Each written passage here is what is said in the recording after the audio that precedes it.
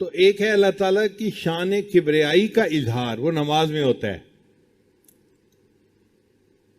اور یہ نماز اتنی ضروری کہ فرمایا اگر تم حالت جنگ میں ہو، تم دشمن پہ حملہ کر رہے ہو، دشمن تمہارے اوپر حملہ کر رہا ہے، اس حال میں بھی تم اپنی نماز نہیں چھوڑ سکتے، ادا کرنی پڑے گی. شریعت نے طریقہ بتایا، کچھ لوگ نماز ادا کریں، کچھ لوگ دفاع کریں، پھر دفاع والے نماز ادا کریں اور باقی لوگ نماز ادا کر لیں. تو آپ دیکھو کہ جب کفر کے ساتھ قتال ہو رہا ہے، اس وقت بھی اگر نماز کو چھوڑنے کی اجازت نہیں تو پھر اس سے زیادہ اہمیت اور کیا بتائی جا سکتی ہے. اسی طرح حج اللہ تعالیٰ نے فرض فرمائی. جو صاحب نصاب بندہ ہو، زندگی میں ایک مرتبہ اس کے اوپر حج کرنا فرض ہے. حج میں اللہ تعالیٰ کی شان دل ربائی کا اظہار ہے. اللہ تعالیٰ کی جو صفات ہیں نا وہ دو طرح کی ہیں. ایک اللہ تعالیٰ کی جلال کی صفات ہیں اور ایک اللہ تعالیٰ کی جمال کی صفات ہیں. وہ بڑا بھی ہے اور بہت پیارا بھی ہے. تو بڑے ہونے کی وجہ سے اس کے جلال کا ایک انداز ہے اور پیارا ہونے کی وجہ سے اس کے اندر محبوبیت کا بھی اثر ہے. تو اللہ تعالیٰ نے نماز کو اپنے جلال کے اظہار کے لیے بنایا اور اللہ نے حج کو اپنے جمال کے اظہار کے لیے بنایا. حج میں کیا ہوتا ہے؟ ایک محب اپنے محبوب کے گھر کی طرف جا رہا ہوتا ہے، وہ چھوڑ دیتا ہے سب کچھ، چھوڑ دے ساری دنیا کسی کے لیے. حاجی کیا کرتا ہے؟ ساری دنیا، سب کاروبار، سب میٹنگ، سب کام کاج، فیکٹری بند کر کے چھوڑ کے کسی کے حوالے کر کے گھر سے چل پڑتا ہے. اب جب چلتا ہے تو بھائی کہاں جا رہے ہو؟ جی میں محبوب کو ملنے جا رہا ہوں. تو بھائی محبوب کو ملنے کے لیے زبان سے بھی تو اظہار کرو نا. جی میں کہہ رہا ہوں لبیک اللہم لبیک. لبیک کا کیا معنی؟ اے میرے محبوب میں حاضر خدمت، میں آپ کا ہوں. لبیک اللہم لبیک، لبیک لا شریک لک لبیک، ان الحمد والنعمت لک والملک لا شریک لک. اللہ کوئی تیرا شریک نہیں، جیسا محبوب تو ہے ایسا کوئی اور محبوب دنیا میں ہے ہی نہیں. بس میں آپ کے در پہ جھکنے کے لیے اپنے گھر سے چل پڑا ہوں.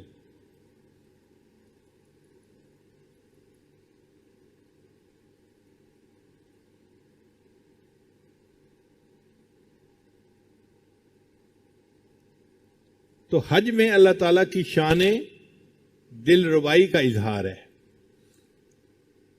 اب عموماً دیکھا گیا ہے کہ مہمان بہت سارے آنے ہو نا تو ان کو پہلے کسی ایک جگہ اٹھا دیا جاتا ہے اور پھر ان کو اصل جگہ پہ لایا جاتا ہے.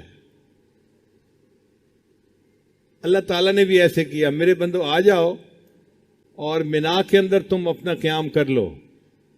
جب اکٹھے ہو جاؤ گے تو پھر 8 ذی الحجہ کو 5 نمازیں مینا میں ادا کرنا اور پھر 9 ذی الحجہ کی جو صبح ہوگی اس کو تم مینا سے چل کے عرفات میں اکٹھے آ جانا.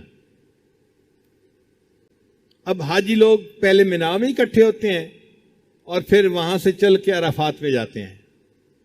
اور عرفات میں اللہ نے جو عبادت حج کی بنائی وہ دعا مانگنا بنائی. اگر اللہ تعالیٰ چاہتے تو 2 رکعت نماز کو حج بنا دیتے، اللہ کے اختیار میں تھا، مگر ہمارے لیے مصیبت ہو جاتی.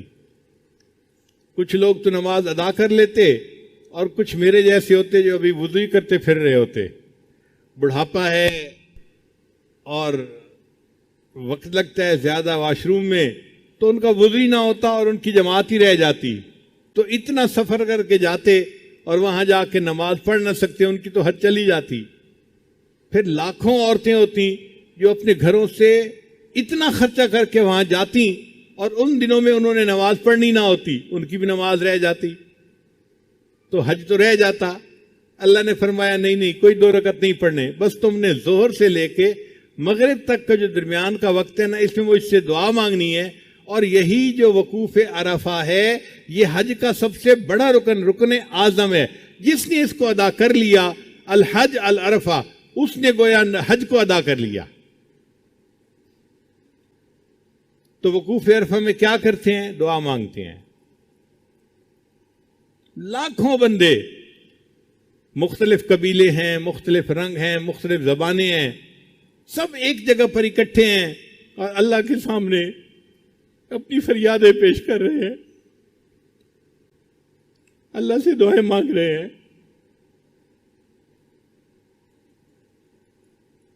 اللہ سے اپنی محبت کا اظہار کر رہے ہیں۔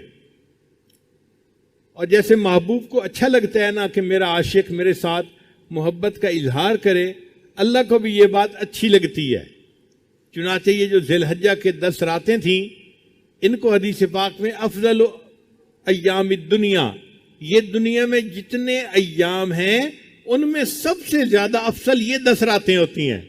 اللہ نے ان 10 راتوں کی قرآن مجید میں قسم کھائی ہے، والفجر ولیال عشر، 10 راتوں کی قسم کھائی۔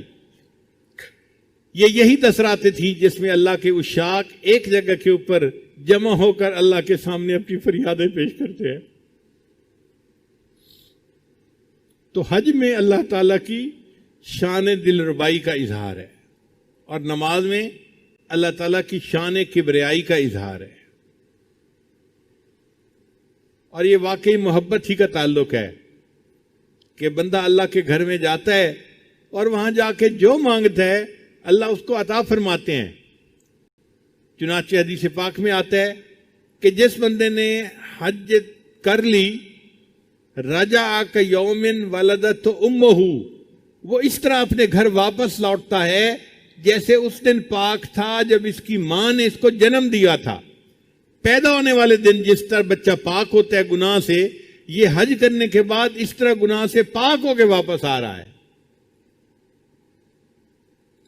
اتنا بلند مرتبہ کر دیا، اتنا اجر عطا کر دیا۔ اس لیے نبی علیہ السلام فرماتے ہیں کہ میں نے عرفہ کے دن شیطان کو اتنا ذلیل ہوتے ہوئے دیکھا کہ اتنا ذلیل ہوتے ہوئے تو کہیں اور نہیں دیکھا۔ یا تو بدر والے دن شیطان کو ذلیل ہوتے دیکھا تھا، یا پھر عرفہ میں ذلیل ہوتے دیکھا۔ وہ اپنے سر میں مٹی ڈالتا ہے، چیختا ہے، چلاتا ہے، میری سالوں کی محنت ضائع ہو گئی، اور اللہ تعالیٰ آنے والوں کی ہر دعا کو قبول فرما لیتے ہیں۔ اللہ تعالیٰ نے حضرت آدم علیہ السلام کی توبہ کو بھی وہیں قبول کیا تھا۔ میدان عرفات میں ایک چھوٹی سی پہاڑی ہے، اس کو جبل رحمت کہتے ہیں۔ آدم علیہ السلام جب وہاں پہنچے تھے تو اللہ نے ان کی توبہ کو قبول فرما لیا، اور یہ بھی فرما دیا کہ میرے پیارے نبی علیہ السلام آپ کی اولاد میں سے اگر کوئی بندہ گناہ کر بیٹھے گا اور اسی جگہ کا آ کر توبہ کرے گا، میں اس کی بھی توبہ کو قبول کر لوں گا۔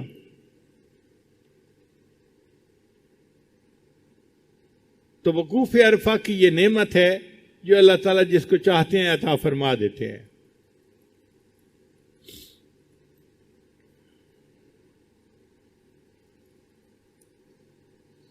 اسی حدیث پاک میں آتا ہے کہ جو بندہ وقوف عرفہ کرے اور پھر اس کے بعد یہ سمجھے کہ میری مغفرت نہیں ہوئی، اللہ تعالیٰ اس بندے سے ناراض ہوتے ہیں۔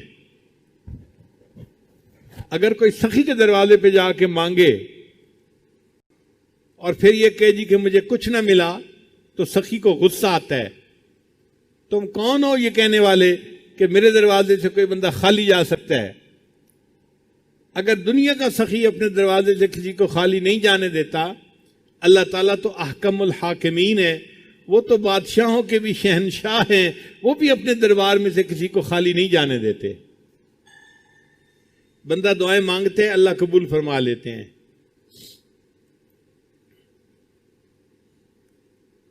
اچھا، اتنا کافی تھا کہ گئے اور وہاں پر دعا مانگ لی، وقوف عرفہ ہو گیا؟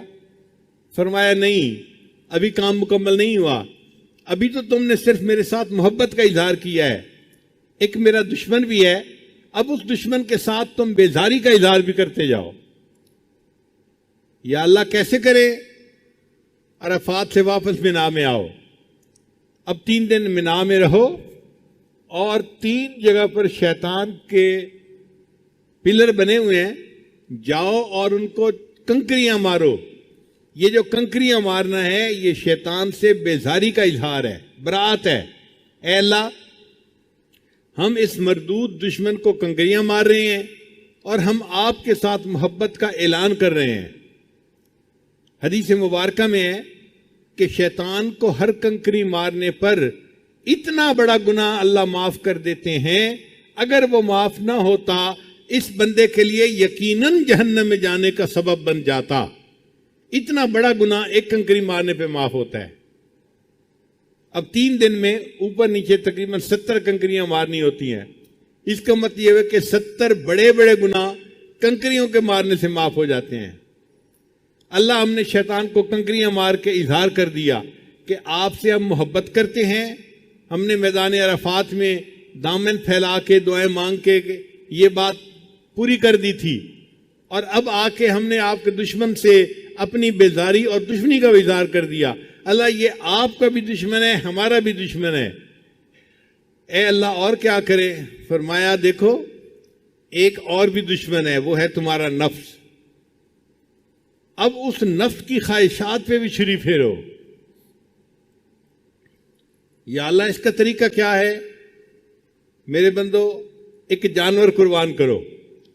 تم ظاہر میں جانور کے گلے پہ چھری پھیر رہے ہوگے، مگر دل میں یہ نیت کرنا کہ ہم اپنے نفس پر چھری پھیر رہے ہیں اور نفس کی تمام خواہشات کو اللہ کے لیے چھوڑ رہے ہیں۔ اب جب قربانی بھی کر لی، اللہ فرماتے ہیں اب تم نے محبت کا کامل اظہار کر دیا، اب آؤ میرے دیدار کے لیے، کیونکہ میں تمہارا دل ربا ہوں نا، میرے اندر شان دل ربائی ہے، محبوبیت ہے۔ اب آؤ اور کیا کرو؟ طواف زیارت کرو۔ طواف زیارت کا مطلب ایسا طواف جس میں بندے کو اللہ تعالیٰ کی تجلیات کی زیارت نصیب ہوتی ہے۔ آنکھ والا تیرے جوبن کا تماشا دیکھے، دیدہ کور کو کیا آئے نظر کیا دیکھے۔ ہم اندھے لوگ ہیں، باطنی طور پہ ہم کیا دیکھیں گے تجلیات کو، لیکن جو اہل دل ہوتے ہیں اللہ ان کو اس موقع پہ اپنی تجلیات دکھا دیتے ہیں۔ تو یہ گویا حج جو تھا یہ اصل میں اللہ کا دیدار کرنا تھا دنیا میں، اللہ کے چہرے کا دیدار نہیں، اللہ کی تجلیات کا دیدار کرنا تھا۔ چنانچہ حج کے 2 بڑے رکن ہیں، ایک وقوف عرفہ اور دوسرا طواف زیارت۔ جس بندے نے یہ 2 ادا کر لیے اس نے گویا حج ادا کر لیا۔ اب یہ واپس آئے اپنے ملک کی طرف، اپنے گھر کی طرف، تو بخشا بخشایا واپس لوٹ آئے گا۔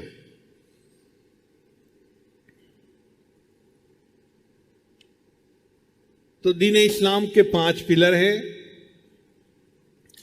کلمہ کا تعلق انسان کے دل و دماغ سے ہے، اللہ کی توحید، نبی اسلام کی رسالت اور شریعت کی حقانیت کی تصدیق کرنا، زبان سے کہنا اور دل سے گواہی دینا، یہ کلمہ ہے۔ باقی 4 پلر جو ہیں وہ عبادات ہیں۔ ان 4 میں سے اصل عبادات 2 ہیں۔ ایک عبادت ہے نماز، اور زکوٰۃ جو ہے وہ اس کے لیے معاون عبادت ہے، کیونکہ زکوٰۃ کا اصل مقصد ہے دل سے مال کی محبت کو کم کرنا، دنیا کی محبت کو کم کرنا، اور دنیا کی محبت کم ہونے سے پھر نماز کے اندر خیالات کم ہو جاتے ہیں۔ اس لیے زکوٰۃ معاون بنتی ہے نماز کی۔ اور دوسری بڑی عبادت حج تھی، اور حج کے لیے معاون عبادت بنی روزہ۔ روزے میں بھی ہم خواہشات چھوڑ دیتے ہیں، کھانا چھوڑو، پینا چھوڑو، بیوی سے ملنا جلنا چھوڑو، روزہ اس کو کہتے ہیں۔ اور حج میں بھی اللہ نے چھڑوایا، گھر چھوڑو، لباس چھوڑو، بچے چھوڑو، وطن چھوڑو، کام چھوڑو، سب چھوڑ دو، آؤ میرے گھر کی طرف۔ چنانچہ سب چل پڑتے ہیں۔ ایک جگہ میقات آتی ہے، فرمایا یہ جو تم نے پہنے ہوئے تھے کپڑے یہ بھی چھوڑ دو، زیب و زینت بھی چھوڑ دو، اور پابندیاں لگا دیں۔ تم بال نہیں کاٹ سکتے، تم ناخن نہیں کاٹ سکتے، اس لیے کہ تم عاشق ہو، اور عاشق کو ظاہری زیب و زینت کا نہیں مسئلہ ہوتا، وہ تو اللہ کے عشق میں بے حال ہوتا ہے اور پکار رہا ہوتا ہے میرے محبوب میرے محبوب میرے محبوب۔ اللہ ہم کیسے پکاریں؟ فرمایا تم پکارو لبیک اللہم لبیک لبیک لا شریک لک لبیک ان الحمد والنعمت لک والملک لا شریک لک۔ تو مومن لبیک کہتا کہتا اللہ کے گھر کی طرف جاتا ہے اور حج کر کے پھر گھر کو واپس آتا ہے۔ اب جب یہ حج کرنے کے لیے نکلا تھا تو شریعت نے حاجی کو حکم دیا کہ تم حج کرنے جا رہے ہو، رشتہ داروں کے گھر جاؤ، دوستوں کے گھر جاؤ اور ان سے اپنی غلطیوں کی معافی مانگو، سب کو منا کے جاؤ۔ جب حج کر کے واپس آ رہا ہے تو اللہ تعالیٰ نے رشتہ داروں کو کہا دیکھو بھائی یہ حج کر کے آ رہا ہے، اب اس کا درجہ اتنا بڑھ گیا کہ تم اپنے گھر سے نکل کے راستے میں استقبال کرو حاجی کا۔ تو لوگوں کو حاجی کا استقبال کرنے کا حکم ہے۔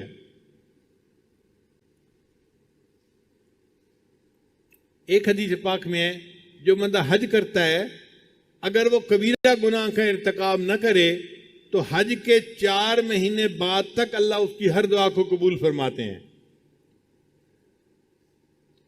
تو دیکھو اس محبوب کے گھر کا دیدار کیا تو کیا سوغات لے کے یہ واپس آیا۔ اس لیے نبی علیہ السلام کے پاس کوئی بندہ آتا تھا، اے اللہ کے نبی صلی اللہ علیہ وسلم مجھے رزق کی تنگی ہے۔ نبی علیہ السلام فرماتے تھے حج عمرہ زیادہ کرو۔ حج عمرہ زیادہ کرنے سے اللہ تعالیٰ رزق میں برکت ڈال دیتے ہیں۔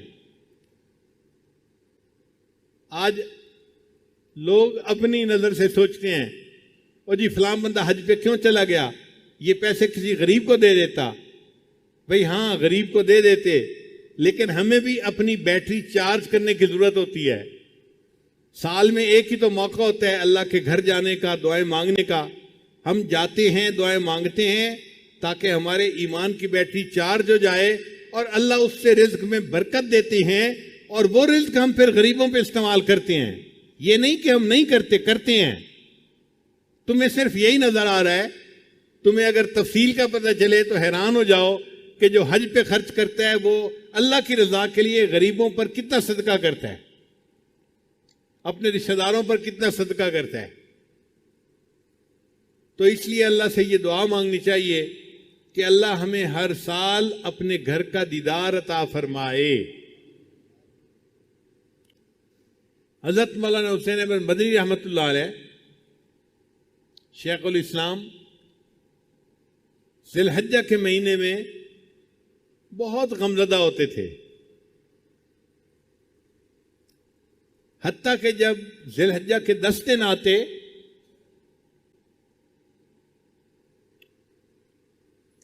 وہ کسی سے زیادہ بات چیت نہیں کرتے تھے، خاموش رہتے تھے اور ہر وقت توجہ اللہ رجوع اللہ کی کیفیت ہوتی تھی۔ اور کئی مرتبہ تو ایسے ہوتا تھا کہ کھانا کھاتے کھاتے ایک ٹھنڈی آ لیا کرتے تھے اور کہتے تھے معلوم نہیں عشاق کیا کر رہے ہوں گے کہ ساری دنیا سے اللہ کے چاہنے والے، اللہ کے عاشق اللہ کے گھر میں اس وقت جمع ہیں، معلوم نہیں کوئی طواف کر رہا ہوگا، کوئی حجر اسود کو بوسہ دے رہا ہوگا، کوئی مقام ابراہیم پہ نفل پڑھ رہا ہوگا، کوئی عرفات کے میدان میں اس وقت بیٹھا ہوا دعائیں مانگ رہا ہوگا، معلوم نہیں عشاق کیا کر رہے ہوں گے۔ دل تڑپتا تھا کاش کہ میں بھی وہاں ہوتا، جسم گھر میں ہوتا تھا اور دل حجاج کے ساتھ اٹکا ہوا ہوتا تھا۔ دل کہہ رہا ہوتا تھا اجازت ہو تو آ کر میں بھی شامل ان میں ہو جاؤں، اجازت ہو تو آ کر میں بھی شامل ان میں ہو جاؤں، سنا ہے کل تیرے در پر ہجوم عاشقاں ہوگا۔ اے اللہ کل آپ کے در پر آپ کے عاشق اکٹھے ہوں گے میدان عرفات میں، اجازت ہو تو میں بھی ان عاشقوں میں آ کے شامل ہو جاؤں۔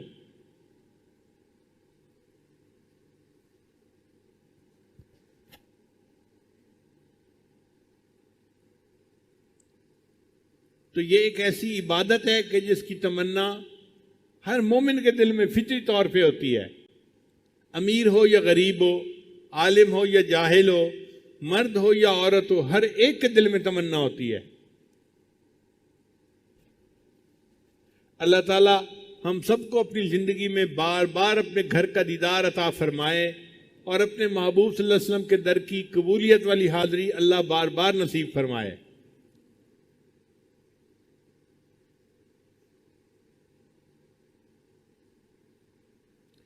مگر حج پر جانے سے پہلے انسان اپنے گناہوں سے سچی توبہ کر کے اپنے دل کو ماں سوا سے خالی کر کے سفر کے لیے نکلے۔ یہ حسرت رہ گئی پہلے سے حج کرنا نہ سیکھا تھا، کفن بردوش جا پہنچے مگر مرنا نہ سیکھا تھا۔ یہ دیوانے اگر پہلے سے کچھ ہوشیار ہو جاتے، حرم میں بن کے محرم صاحب اسرار ہو جاتے، حرم میں احرام باندھ کے صاحب اسرار بن جاتے اگر یہ سب گناہوں سے توبہ کر لیتے۔ نبی اسلام جب حج پر تشریف لے گئے تو اللہ کے حبیب صلی اللہ علیہ وسلم نے فرمایا، میں دیکھ رہا ہوں اس جگہ سے حضرت موسیٰ علیہ السلام تکبیر پڑھتے ہوئے حج کے لیے جا رہے ہیں۔ راستے میں جہاں جہاں سے جو انبیاء گزرے تھے اللہ نے اپنے محبوب صلی اللہ علیہ وسلم کو وہ جھلک دکھا دی، وہ منظر دکھا دیا۔ آج ویڈیو دیکھتے ہیں نا آپ کہ جی یہ ویڈیو ہے فلاں موقع کی، اللہ نے وہ ویڈیو سنبھال کے رکھی ہوئی تھی، اپنے محبوب کو دکھا دی کہ دیکھو یہ میرے چاہنے والے موسیٰ علیہ السلام یوں لبیک اللہم لبیک کہتے ہوئے میرے گھر کی طرف جا رہے ہیں، اور یہ دیکھو عیسیٰ علیہ السلام جا رہے ہیں، یہ دیکھو ابراہیم علیہ السلام جا رہے ہیں، یہ دیکھو آدم علیہ السلام جا رہے ہیں۔ تو نبی علیہ السلام نے فرمایا کہ میں نے مختلف انبیاء کو حج پہ جاتے ہوئے تلبیہ پڑھتے ہوئے اپنی آنکھوں سے دیکھا، اللہ نے آنکھوں سے کشفن دکھا دیا۔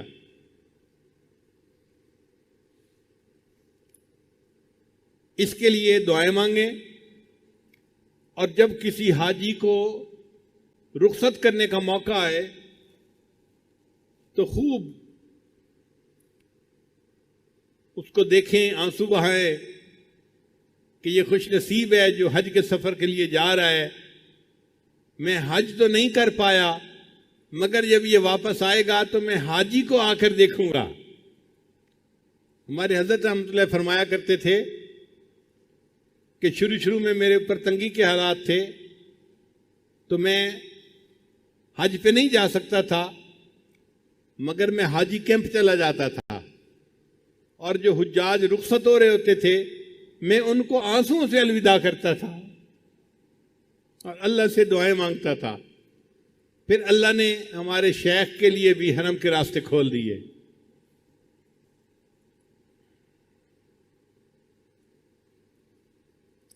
حضرت خواجہ عبد المالک صدیقی رحمۃ اللہ علیہ کو خواب میں نبی علیہ السلام کی زیارت نصیب ہوئی۔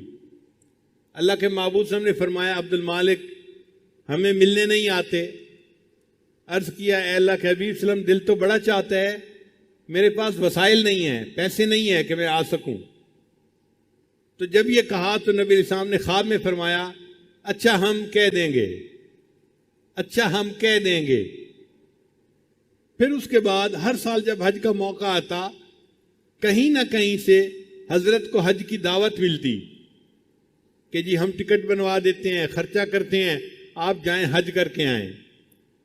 زندگی کے 27 سال حضرت زندہ رہے اور آپ نے اس کے 27 سال اس کے بعد 27 مرتبہ حج ادا کیا۔ ان کے حالات زندگی میں لکھا ہے کہ جب وہاں جاتے تھے تو صدیقی نسبت تھی، سیدنا صدیق اکبر کی اولاد میں سے تھے۔ جب ان کو سلام پڑھا کرتے تھے تو سلام کا جواب سنا کرتے تھے، وعلیکم السلام یا ولدی، اے میرے بیٹے وعلیکم السلام۔ ساری زندگی سلام پڑھتے تھے، جواب سنتے تھے، جواب سنتے تھے۔ جب آخری مرتبہ حج کیا تو سیدنا صدیق اکبر کی طرف سے آواز آئی وعلیکم السلام، اور جو بیٹے کہا کرتے تھے وہ نہیں کہا گیا، تو حضرت کو اسی وقت پتہ چل گیا کہ اب مجھے لوٹ کے نہیں آنا، یہ میں آخری حج ہوں جو کر کے اپنے رب کے پاس چلا جاؤں گا۔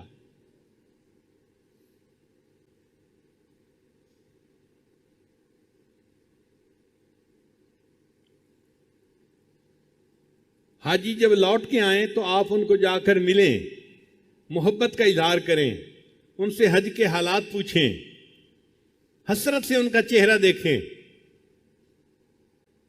میں اگر بیت اللہ کو جا کے نہیں دیکھ سکا، یہ بندہ تو دیکھ کے آیا ہے نا، میں اس کو تو دیکھ سکتا ہوں۔ اس طرح اللہ تعالیٰ آپ کے لیے بھی حج کے راستے ہموار فرما دیں گے۔ نبی علیہ السلام جب معراج پر تشریف لے گئے تو آپ جب معراج سے واپس تشریف لائے تو حدیث پاک میں آتا ہے کہ حضرت موسیٰ علیہ السلام راستے میں انتظار کر رہے تھے۔ ملاقات ہوئی، موسیٰ علیہ السلام نے پوچھا، اے اللہ کے حبیب صلی اللہ علیہ وسلم، اللہ نے آپ کو کوئی تحفہ دیا؟ نبی علیہ السلام نے فرمایا، مجھے 50 نمازوں کا تحفہ ملا۔ عرض کیا، اے اللہ کے محبوب صلی اللہ علیہ وسلم، میری امت پر چند نمازیں فرض تھیں اور ان کے لیے وہ نمازیں پڑھنی بھی مشکل ہو گئی تھیں، یہ 50 نمازیں تو ٹو مچ ہیں، آپ اللہ کے حضور جا کے عرض کریں کہ اس میں کچھ ڈسکاؤنٹ دے دیں، کم کر دیں۔ چنانچہ نبی علیہ السلام نے بار بار اللہ کی خدمت میں عرض کی، اللہ نے 50 کو 5 بنا دیا، اے میرے محبوب تیری امت 5 نمازیں ادا کرے گی، میں ان کے نامہ اعمال میں 50 نمازیں ادا کرنے کا ثواب لکھوا دوں گا۔ تو علماء نے یہاں نقطہ لکھا ہے کہ بھائی انبیاء تو اور بھی تھے، حضرت موسیٰ علیہ السلام نبی علیہ السلام کا راستے میں بیٹھ کے انتظار کیوں کر رہے تھے؟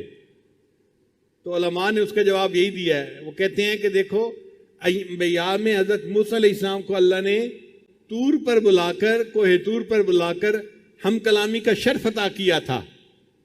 اب اس ہم کلامی کے بعد حضرت موسیٰ علیہ السلام کے دل میں تمنا پیدا ہوئی، اے اللہ میں آپ کو دیکھنا چاہتا ہوں۔ تو انہوں نے کہا، رب ارنی انظر الیک۔ اللہ نے فرمایا، نہیں تو دنیا میں نہیں دیکھ سکتا۔ پھر اللہ تعالیٰ نے طور پر تجلی ڈالی، فخر موسیٰ صاعقہ، موسیٰ علیہ السلام بے ہوش ہو کے گر گئے۔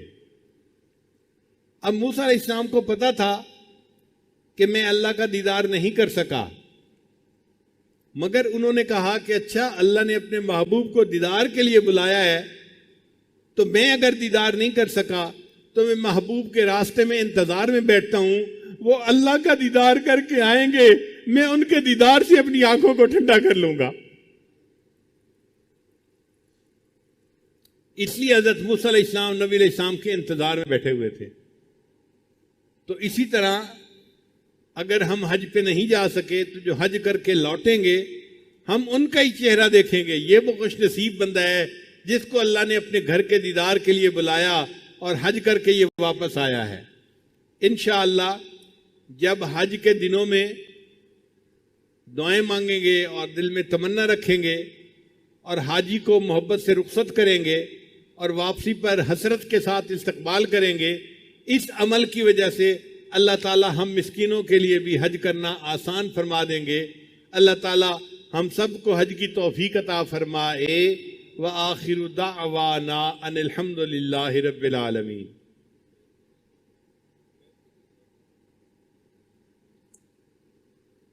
نماز کے لیے لوگ کھڑے ہو گئے ہیں،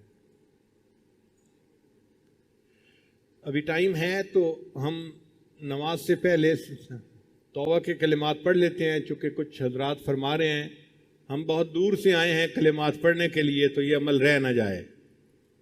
دل میں نیت کر لیجئے ہم اپنے گناہوں سے سچی توبہ کر رہے ہیں اور آئندہ نیکوکاری کی زندگی گزارنے کا ارادہ کرتے ہیں۔ یہ کلمات سچے دل کے ساتھ پیچھے پیچھے پڑھتے جائیے۔ بسم اللہ الرحمن الرحیم،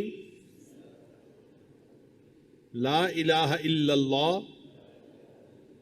محمد الرسول اللہ، آمنت باللہ وملائکتہ وکتبہ ورسلہ والیوم الآخر والقدر خیرہ وشرہ من اللہ تعالی والبعث بعد الموت، آمنت باللہ کما ہوا باسمائہ وصفاتہ وقبلت جمیع احکامہ اقرارم باللسان و تصدیقم بالقلب اشہد ان لا الہ الا اللہ و اشہد ان محمدً عبدہ و رسولہ استغفر اللہ ربی من کل ذنب و اتوب الیہ برحمتک یا ارحم الراحمین۔ ان کلمات کو پڑھنے سے ہم تو بطائب ہو چکے ہیں، چند معمولات ہیں جن کو باقاعدگی سے کریں گے تو اللہ تعالیٰ دل کو منور کر دیں گے۔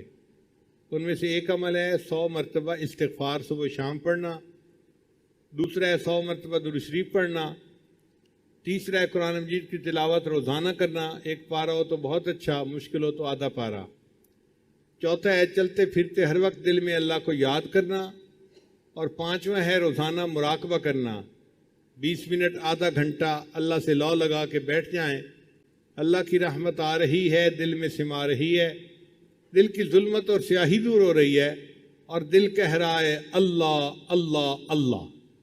اس مراقبہ کے کرنے سے دل میں اللہ کی محبت بڑھتی ہے اور انسان کے لیے عبادات کرنا آسان ہو جاتا ہے۔